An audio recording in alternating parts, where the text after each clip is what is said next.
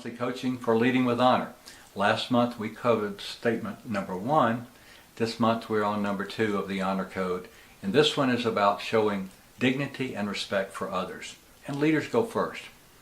You know, when I was in a POW camp, our enemy always tried to destroy our dignity. Everything they could to make us feel like nobody and nothing and we weren't cared for, they tried to do that. So it was a daily battle. So I understand what it's like to have someone trying to take away your dignity. But I also know how powerful it is for a leader to show respect and to honor others and to respect their dignity. You know, I sent a guy to prison. When I was a commander of a flying unit in the Air Force, I sent a guy to prison for something he did, and it was justified.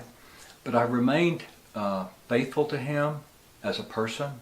I showed him respect and dignity. I visited him in prison before he actually went off to Leavenworth, and stayed connected to him throughout that time because I felt like that was important. I was his commander, and in many ways I believed in him, but he had made a mistake and he had to suffer the consequences. Likewise, I had to fire a flight commander that worked for me that was a good friend, and he was not a bad person. It's just he was not fulfilling the role professionally as it needed to be done, and that was going to cause problems for everyone, so I had to remove him. But we still stayed friends, and I really respected him, and he actually did a really good job in his next role. Now, I do run into problems though because I'm very impatient. So even though I believe in this simple principle of showing dignity and respect for others, sometimes when I run short on patience and someone who is providing a service to me is really not very conscientious and not doing a good job, that stirs up my angst a little bit, and that's when I get into a struggle. I've had to fight off gossip, but more importantly, probably judging others is another big area.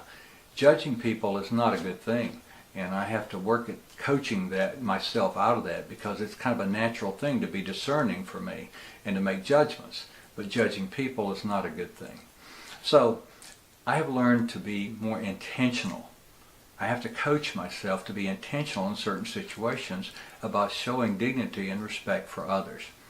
In my coaching, I run into situations where two people at work, it could be two doctors, or it could be a doctor and a nurse, or a COO and a chief marketing officer, that they get on the outs with each other and they start to show disrespect for each other.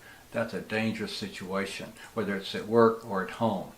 So being intentional about protecting the dignity of others and looking out for them, showing value and honor toward them is so powerful and important. Now, all of these things, when you show dignity and respect for others, you build a relationship, you build trust, and all of those are so important for leadership. You're building influence. So if you're one of those highly results-oriented people, it may not feel like a good results-oriented thing, but in fact it is, because you're building the person up, you're building that trust and that relationship, and it's going to take some time to do that, to show respect and to make this person feel valued, but the payoff is going to be there in the long run.